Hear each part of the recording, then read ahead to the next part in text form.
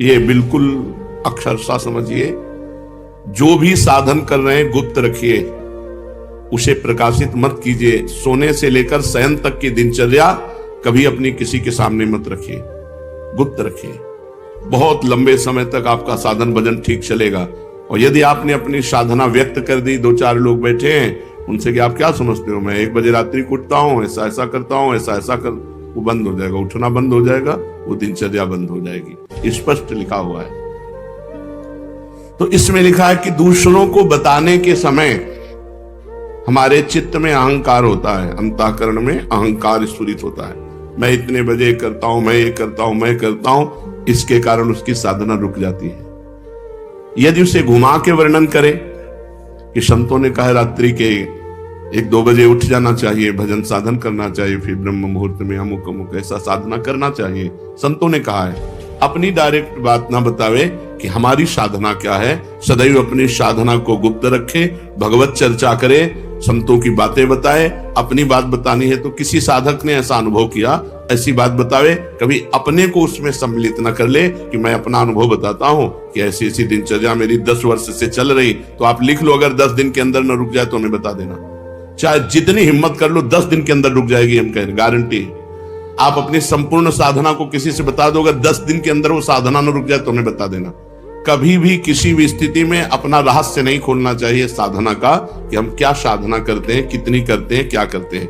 कुछ अगर अनुभव के साधकों का मंगल हो तो उसे अन्य संतों के या साधकों के शब्दों में बोल दे, अपने डायरेक्ट ना खोले कि ये मेरी दिनचर्या है, ये मेरी साधना है। बताते समय भाव तो आ ही जाता है कि मेरा साधन अच्छा चल रहा है, तो इस मनोवृत्ति से कैसे बचें? ऐसी बात मन में आवे तब यही माने कि मेरा साधन गुरु कृपा से चल रहा है, भगवत कृपा से चल रहा है, और दूसरों का भी साधन भगवान जैसा चला रहे हैं वैसा चल रहा है। अभिमान करने की कोई जरूरत नहीं है। अभिमान की वृत्ति उदय होने ही ना दे। दूसरे जैसे भगवान चला रहे हैं वैसे चल रहे हैं, हमें जैसे भगवान चला रहे हैं वैसे हम चल रहे हैं। साधना करते समय मन में संकल्प विकल्प बहुत उठते हैं, इसके लिए क्या करें? वैसे साधना तो इसी बात की है कि कोई संकल्प न उठने पावे, पर यदि संकल्प उठे तो उसे पूरा होने न दे, उसे नष्ट कर दे। संकल्प उठे तो उसे पूरा ना होने दे, चाहे सत हो चाहे असत हो। ये संकल्प बनना बंद नहीं होगा। साधना है संकल्प रहित होने की। कोई संकल्प नहीं, ना अच्छा ना बुरा। बोले हम आज से ये संकल्प करते हैं। आज से क्या संकल्प करते हैं? हमारा तो जीवन भर का संकल्प है कि भगवान का नाम न छूटे, बस उसी में। अभी तक नहीं पूरा हो पाया संकल्प, तो और संकल्प बना के क्या करें? भगवान का साक्षात्कार करना है, अभी तक नहीं पूरा हो पाया, तो और संकल्प बना के क्या करें? ये जो छोटे छोटे संकल्प उठते हैं, ये करना है, ये देखना है, ये सुनना है, ये भोगना है, इनको नष्ट कर दे। कैसे नष्ट होते हैं? नाम जप करते हुए इनकी उपेक्षा कर दे तो अपने आप ही नष्ट हो जाते हैं। नाम जप बंद ना हो और आप लगाव ना रखें जो अंदर मन संकल्प विकल्प दे रहा है, तो वो नष्ट हो जाएंगे। अगर परमार्थिक शुभ संकल्प कोई हो तो उसे आदर दे दो, नहीं तो परमार्थिक व्यवहारिक दोनों खत्म। बिना संकल्प के चलने दो। संकल्प रहित साधना ही भगवान की प्राप्ति का है। कोई संकल्प नहीं, कोई संकल्प विकल्प नहीं। इतना जपना ये भी संकल्प नहीं, निरंतर जपना है ये संकल्प। हमारे जीवन का लक्ष्य है एक भी श्वास खाली ना जाए, एक भी मिनट व्यर्थ ना जाए। पूछत रीति भभूकत धावत, श्री सेवक जी महाराज लिखे। नहीं, कैसे बदले? भजन का तीव्र अभ्यास। भजन से जब हृदय शीतल हो जाता है तो कोई गाली भी देता है तो उत्तर देने का मन नहीं होता। कोई गुस्सा भी दिलाता है तो इतनी शीतलता है कि गुस्सा ही नहीं आती। भजन का तीव्र अभ्यास और भगवान से कृपा याचना करना कि हमारा स्वभाव बदल दो। सेवक जी कह रहे हैं, या जो पर्यो मोहि सहज स्वभाव, से हरिवंश नाम रस चाओ, नाव सुदृढ़ भव तरन को। ये सुदृढ़ नौका है नाम। भवसागर से तरने के लिए सुदृढ़ नौका नाम है, और मेरा स्वभाव पड़ गया है निरंतर हरिवंश नाम का रटने का। यह जो पर्यो मोहि सहज स्वभाव, श्रुतौ राधिका कीर्तिरंता स्वभावे। हमारी श्रवणेंद्री का स्वभाव बन गया ऐसी किशोरी जी की चर्चा सुनना। जबान का स्वभाव बन गया है राधा राधा रटना। हमारा स्वभाव तभी बदलेगा जब हम तीव्रता पूर्वक भजन में लगेंगे। 1 महीने में 1 बार गुस्सा होने पर 1 महीने के भजन का फल ढक जाता है। 12 बार गुस्सा हो गए तो साल भर में तुम्हारे पर रह क्या गए? अच्छे से गुस्सा हो जाने पर 1 महीने का भजन का फल ढक जाता है। ये संत जन बावरे थोड़ी कि मारो तो भी गुस्सा नहीं होते, शांत रहते हैं। तो बोले जो मारने वाला है फिर अगर उसको प्रतिकूलता नहीं दी जाएगी तो और बढ़ जाएगा। नहीं, उमा क्षमा साप होते भारी, अपने कर्म जाए अपकारी। जो तुम्हारा अपकार कर रहा है उसे क्षमा कर दो, तुम्हारी क्षमा उसके लिए सांप से भी बढ़कर जाकर दंड देने वाली बन जाएगी। तुम्हारा भजन तो बढ़िया बच गया और उसको दंड सांप से भी अधिक मिल जाएगा। उमा क्षमा साप होते भारी, अपने कर्म जाए अपकारी। छोड़ो उसको, शांत रहो। कोई बात करे तो बहुत नम्र और मृदु बात करो और सावधानी पूर्वक जीवन व्यतीत करो। ऐसे किसी स्त्री पुरुष से बात ही न करो जिससे कोई संबंध नहीं है। व्यर्थ में नेत्रों को बहुत संभाल के, वाणी को बहुत संभाल के रास्ते चलते, श्री हरिवंश, जिधर वो श्री हरिवंश आया उधर से मुंह फेरो और फिर बोलो श्री हरिवंश तो चल दो। साधु का स्वभाव ऐसा नहीं होता। ऐसे करोगे फंस जाओगे, ऐसे करोगे फंस जाओगे। बिल्कुल नहीं फंसना। कोई श्री हरिवंश नाम के सहारे, राधा नाम के सहारे आपसे नेत्र मिलाना चाहता है, आपसे बातचीत करना चाहता है, बिल्कुल नहीं है श्री। और अगर स्त्री शरीर में है तो बोलना ही नहीं है। कोई पुरुष आपसे कह रहा है भाई जी श्री हरिवंश, बोलना ही नहीं। वो भले माने कि गुस्सा है क्या, पागल है क्या, सुनाई नहीं देता क्या, यही माने तो अच्छा है। ज्यादा अपने को प्रवीण संत न समझ ले, नहीं तो फंसने में देर नहीं लगती। माया फौरन फंसा लेती है, चित्त वृत्ति आकर्षित हो जाती है। इसलिए अपना स्वभाव बदले। भजन का फल है स्वभाव का बदलना।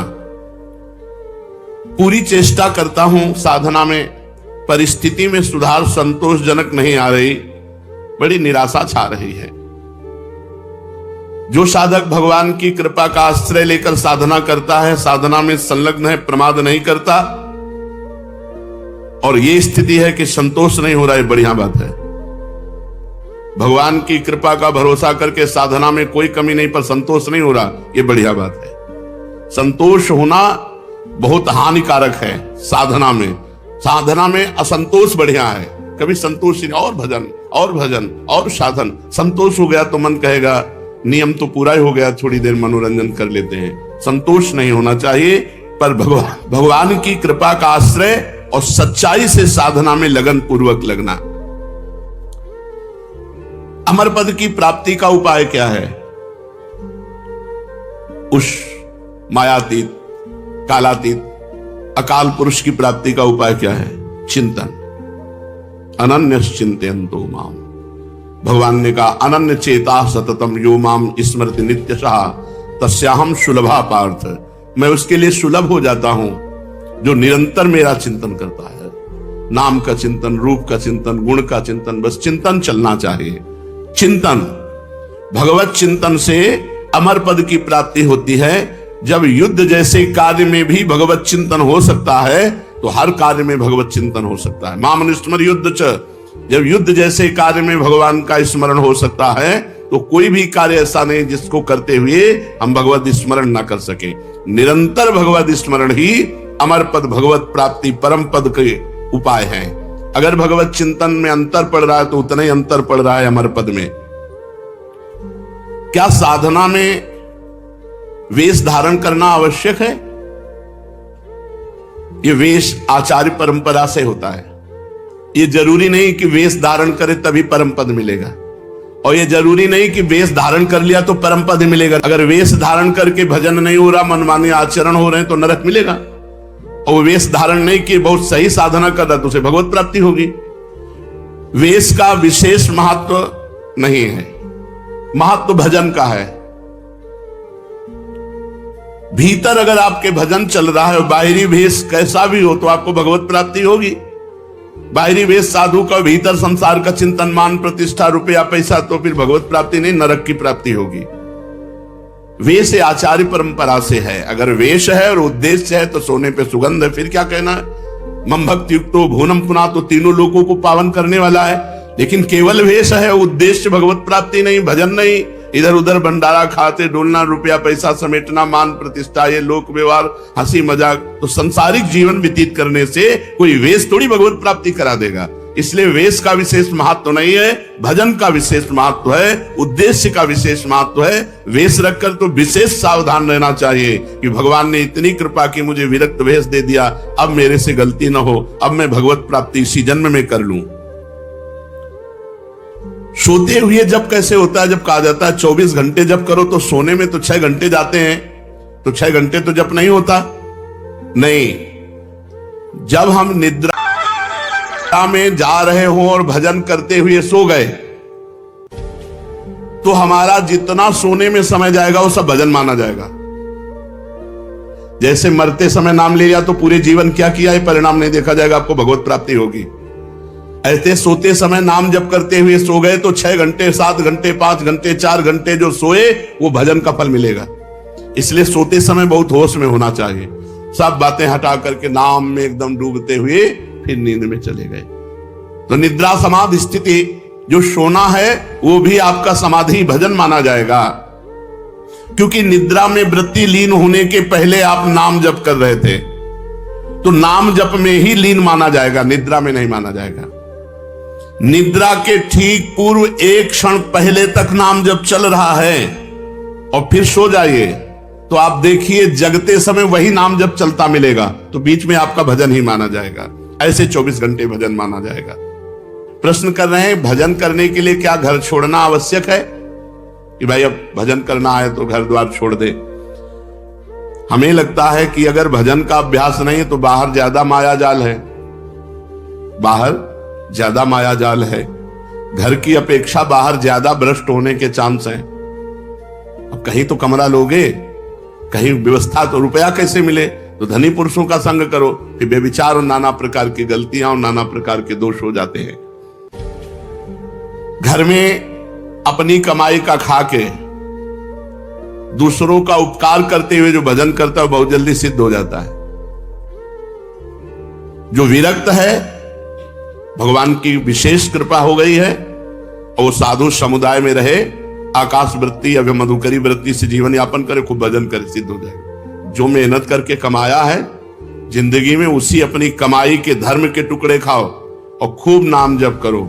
अगर धाम आदि की यात्रा करो तो अपने पैसे से करो, 1 पैसे का किसी से सहयोग मत लो, 1 पैसे की वस्तु किसी से मत खाओ। गृहस्थ धर्म में ऐसे, और विरक्त धर्म में माधुकरी वृत्ति या आकाश वृत्ति से जो भगवान देते हैं, और समुदाय में रहे, क्योंकि अलग रहने पर मनमानी आचरणों के होने की संभावना है, और समुदाय में एक दूसरे की सुरक्षा बनी रहती है।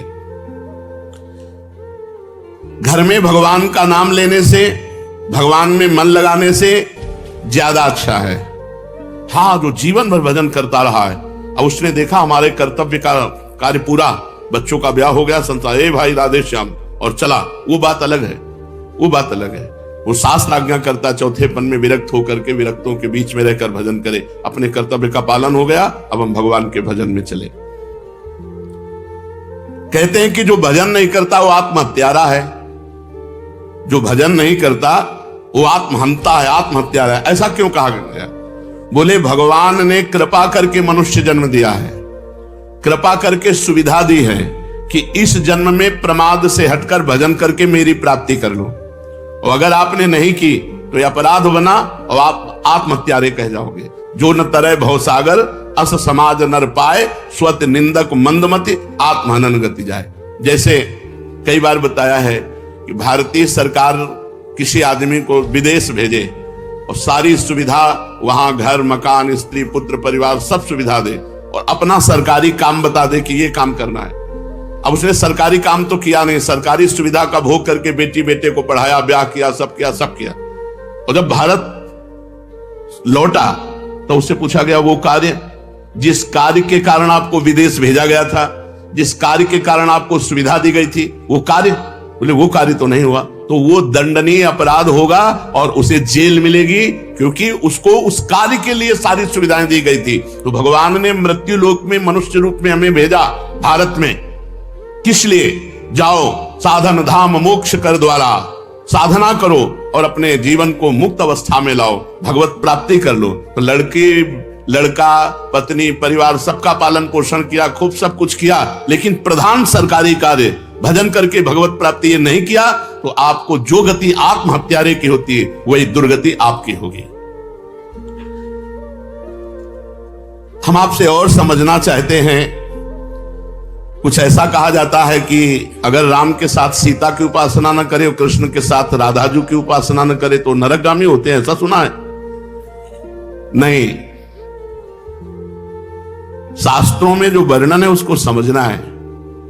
भगवान श्री राम या भगवान श्री कृष्ण का जब आप पूजन करते हैं तो उसी में शक्ति विराजमान है, वो अकेले कभी रह नहीं सकते। शक्तिमान शक्ति में ही विराजमान है, शक्ति शक्तिमान में ही विराजमान है, दोनों अभेद हैं। शक्ति और शक्तिमान कभी अलग हो ही नहीं सकते हैं। इसीलिए भगवान शिव ने अर्धनारीश्वर करके दिखाया, इसीलिए हमारे प्रिया प्रीतम मिलित रूप दिखाए। रूप बेली प्यारी बनी सुप्रीतम प्रेम तमाल, दो मन मिली एक भय श्री राधा वल्लभ लाल। दोनों प्रिया प्रीतम मिलित रूप हैं।